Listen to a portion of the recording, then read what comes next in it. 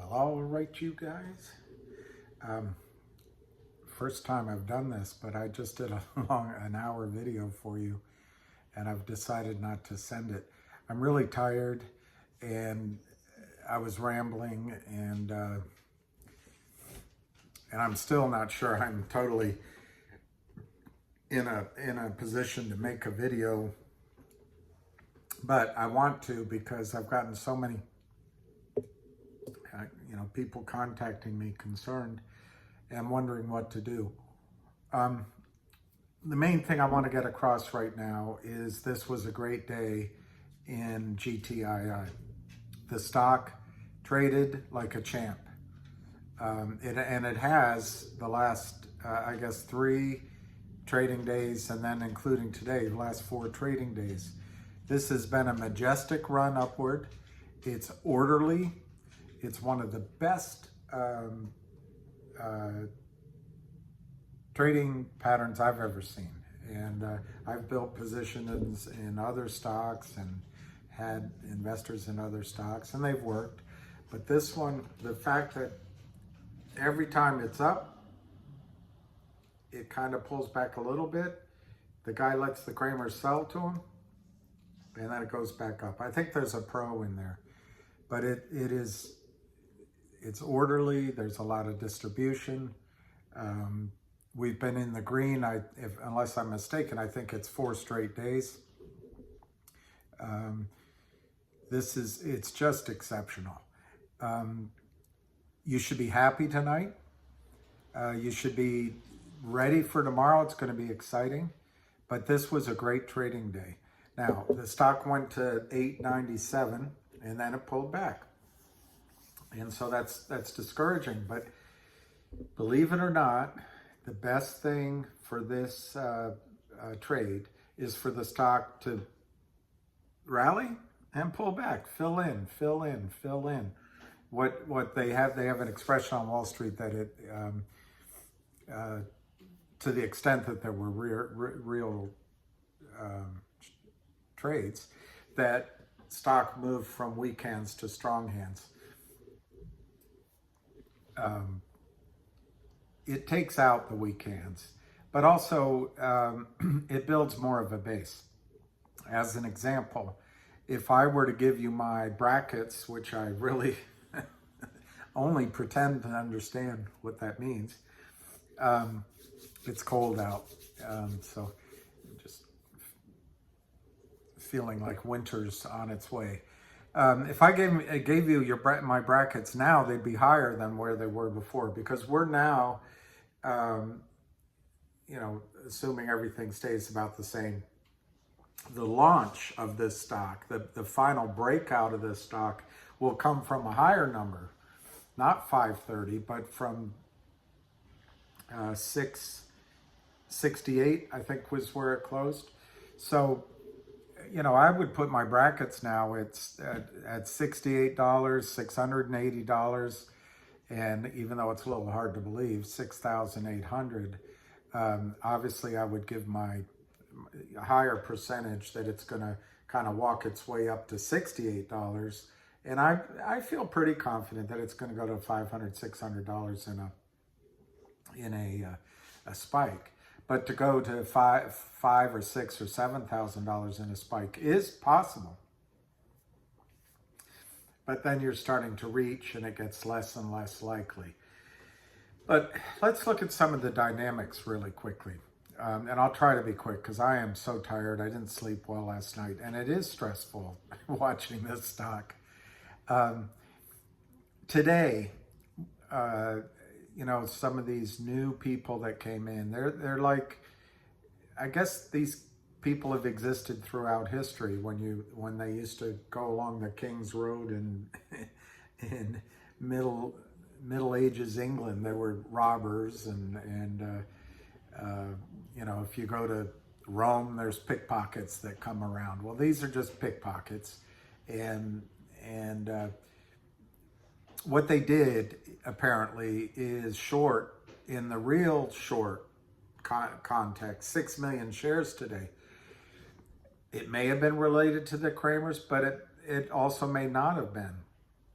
And then they've popped up on the Twitter boards telling like, phew, that's it. You don't leave something on the table. Ignore all of that. Ignore all of that. Um, uh, uh, I kind of warned you about it, but you've really got to have your plan and stick to your plan and just ignore these negatives. That you don't want anything preying on your mind. Basically, if you've prepared, and you got to keep talking to yourself, building it up, but you don't want, for a while anyway, for a short while, you do not want to let your emotions rule this trade. You want to be tough. You want to be, if you have to put it in the context that you're helping someone else, do that.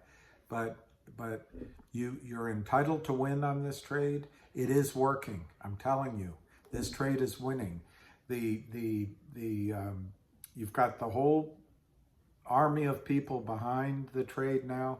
I think there's a professional buyer in there. And now you've got somebody that has shorted 6 million shares in the real account. That means that he is putting up $2.50 a share for each share he's selling. I'm a little confused if he can use the money that he sold as that amount, but I think it's, for my point, it's irrelevant. He's got to have probably at least $5 a share in the account that he cannot take out. It might be higher because of the volatility.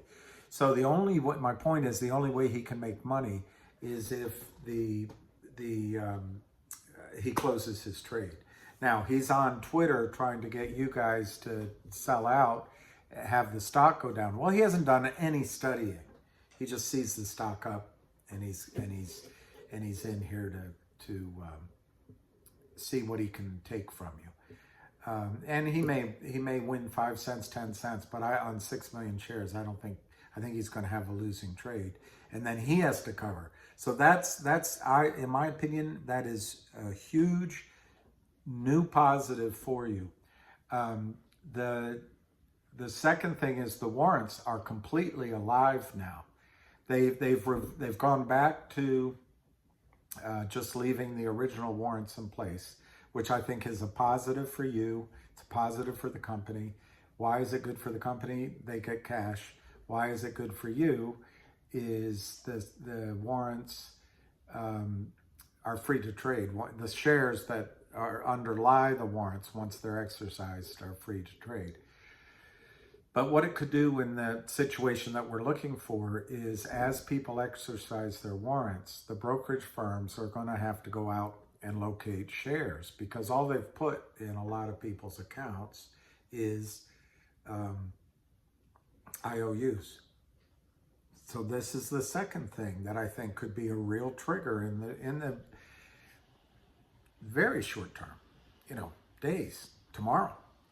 The brokers call around to settle trades hey, we need the shares in. That's two. So one is that there's a new idiot short that's going to have to cover, in my judgment. All of this is my opinion.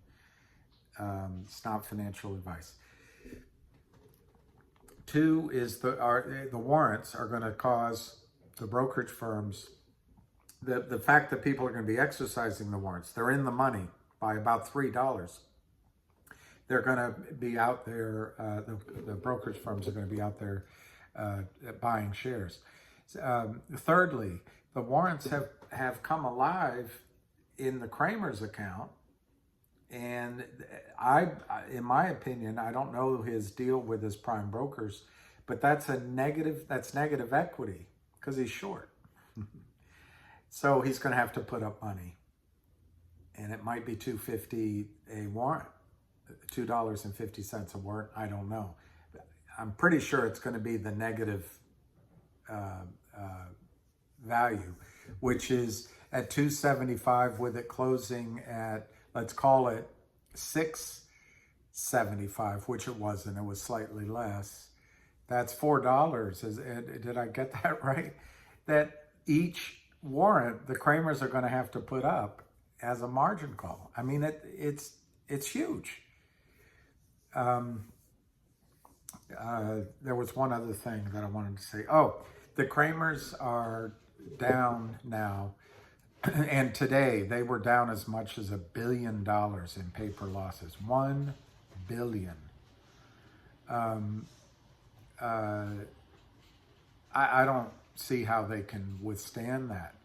I think by the end of the day, it might have been closer to $750 million. But that's incredible. Somebody asked me, how can the Kramers still be standing? And in this previous video that I'm not going to put up, I went through it all, and it's just too long. But there are some interesting things to think about. One, maybe the Kramers were a lot bigger than we thought, and obviously that's true. I thought they were dead at $2 a share. Now it's $7 a share. But secondly, the stock ran from 2 to 7 fairly quickly. So maybe the brokerage firms haven't really caught up to the fact of some of the things I just said. Thirdly, maybe they're backed by a bigger hedge fund. I don't think so, because they would be trading differently if it were true, but you got to look at all possibilities. It also may be true that they are using more than one prime broker, so a lot of each individual prime broker doesn't realize the total magnitude of the situation. And then maybe they have so many LLCs and some offshore that the same thing is happening, that anyone looking at it doesn't realize the concentration of the short in one family. It all might be computerized. So once they check the boxes of setting up a trading account, maybe no human being looks at it until red alert. And I tell you, we're in red alert now. And I thought of a couple of other things. I guess the cover letter that their lawyer writes might allow the market makers and the prime brokers to look the other way and say, well, we got a letter, we didn't know. But I think the warrants are going to catch out the brokerage firms. Think about this. A warrant, when it's exercised, the cash goes to the company. So let's say TD Ameritrade exercises warrants on your behalf because it's an IOU they put in your account. And good for us, they have to go buy the shares at $6 to give it to you at $2.75. They're taking a loss, but at least, they think, well, we limited that loss. But where did the cash go? Essentially, there was no cash. You exercised the warrant, and they went out and took a loss buying shares to deliver to you. But the warrants are a contract. The company's supposed to get $2.75 for that. And they've gone, the brokerage firm has gone along with the Kramer scheme of issuing shares to the market as a non-registered broker-dealer without following the rules. It gets tricky for the brokerage firm. But anyway, let's leave that for the lawyers. So, warrants, the new short, and then the third thing, I already mentioned, the Kramers are down so much money. I don't know how they can keep standing. And then just general margin calls. It has to happen. I don't know how it can't happen. Now, to be fair, we're all ready to go, excited, but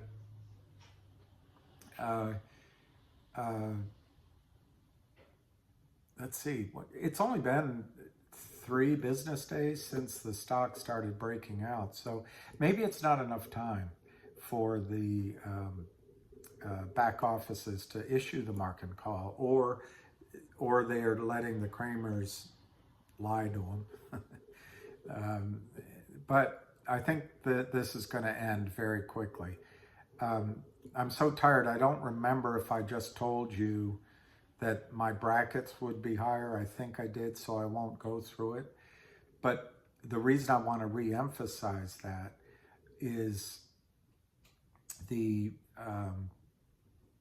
668 where the stock is, and the fact that it's pulling back, the fact that it rallied up and closed still in the green, this gives us a firm foundation to have much higher numbers. This is extremely healthy trading. I know it'd be more exciting if we closed at 15 or 21 today, but there would be more of a likelihood, in my opinion, of a sharp downturn and then a return to rallying. Okay, I guess just sort of two more things because I'm just so tired. One is this is teaching you some of the things I told you in my other video. But it's also preparing you for what's going to happen when the price gets a lot higher. These punks that just came in and shorted, they're nothing like what's going to happen when the stock is much higher. You're going to be buffeted by the same kind of behaviors, but it's going to be bigger names. And you're going to have to try to stick to your plan or get out. You know, it's your judgment call. But just because they're bigger doesn't mean they won't be making just as stupid a mistake as this guy and maybe some others are doing by shorting the stock as we go up. There will be shorting of this stock as it goes up, and therefore on sort of intermediate spikes there will be dips down that are going to make you, inhale. So having GTCs out there can allow you to ignore that, but you might also go, well, wait a minute, I should have gotten out at that price. Like some of you might be thinking today, I should have gotten out at 850. But be glad that the Kramers are still selling to you, and others maybe. But because when it stops, you're not going to be able to buy any shares. And I kind of differ with Ham in this very narrow slice of time, that if you want to establish a position in GTII, I would just buy it at the ask. Why? Because to me, and that's different maybe than what Ham's thinking about. Ham said, look, go in and buy on the offer half, and then bid for the rest, which means either come in at the bid price or in between. Or I suppose another way is if the ask is small, you could just put your order up at the ask, get part of it filled, and then you become the bid. But my point is, you should be thankful that the Kramers are still selling to you, because when it stops, when the window is shut, you're not going to be able to buy any shares, and you're not going to care if you paid 8 or 7 or 10 or 15 when it's 1,500. Now, a lot of people are using a lot lower numbers, so just realize that I believe that this has explosive upside potential, but it doesn't mean I'm right. The other thing I wanted to say, and it's slipping my mind. This is practice run also for your emotions. It's practice run for seeing those spikes, which are going to be much more volatile and worth a lot more money when this finally runs. But also your emotions. It is tough, and that's why I think having a little bit of a plan. But like Mike Tyson says, everybody's got a plan until they get punched in the face. So even when this starts moving, you're probably not going to follow it exactly. The Kramers are down almost $1 billion right now. At $10, $11, they'll be down $2 billion. I don't know how much longer they can stand, but more importantly, how much longer can a prime broker allow that to go on?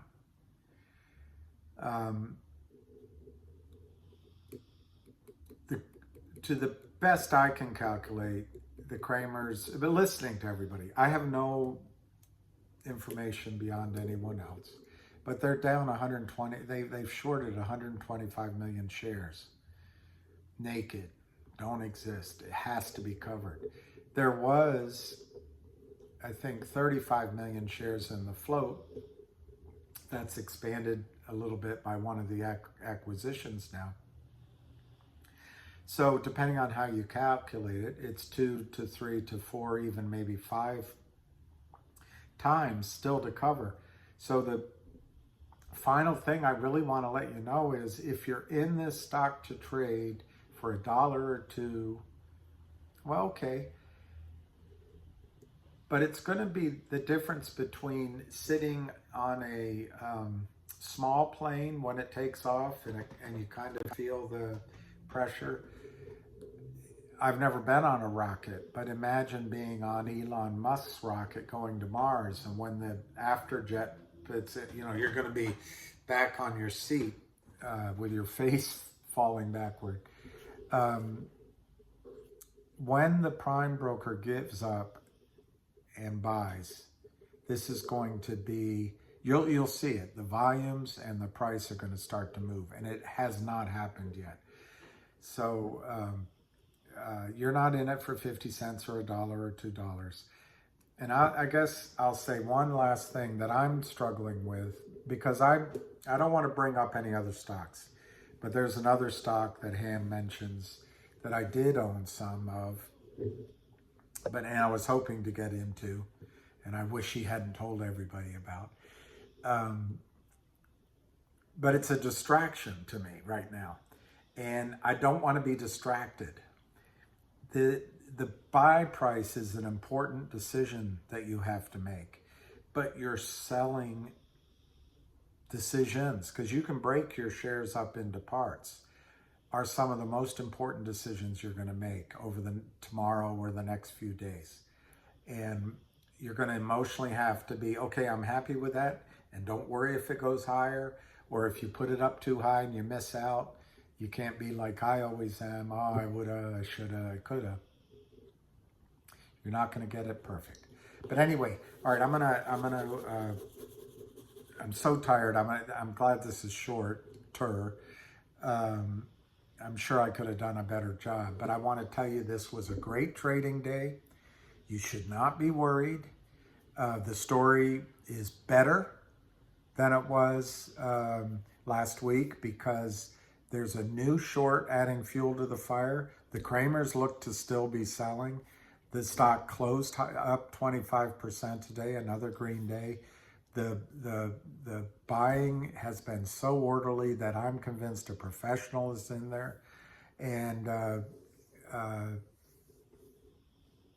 I guess I would say, at the risk of being wrong again, the Kramers can't stand very much longer.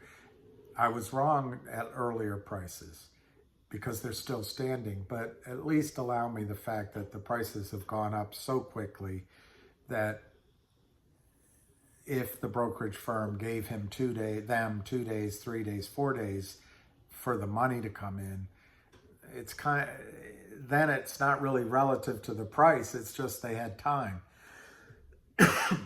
But I don't think they can stand much longer.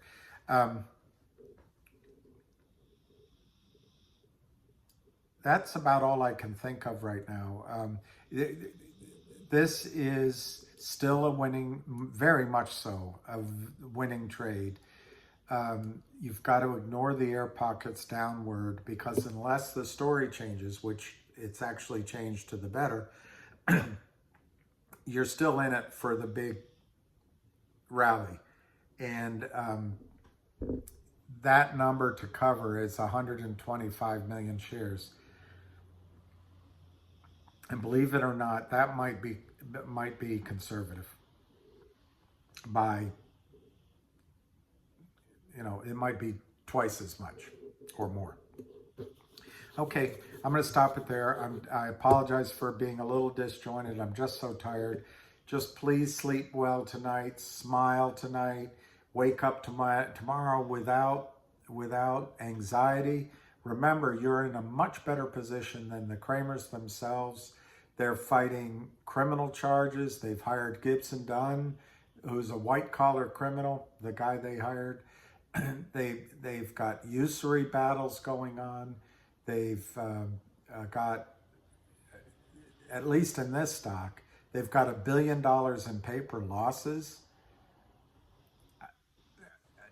They're the ones in the tough spot. So just be strong. You're winning. You're doing a good job. And tomorrow will be another day. As Rose Kennedy said, tomorrow the birds shall sing.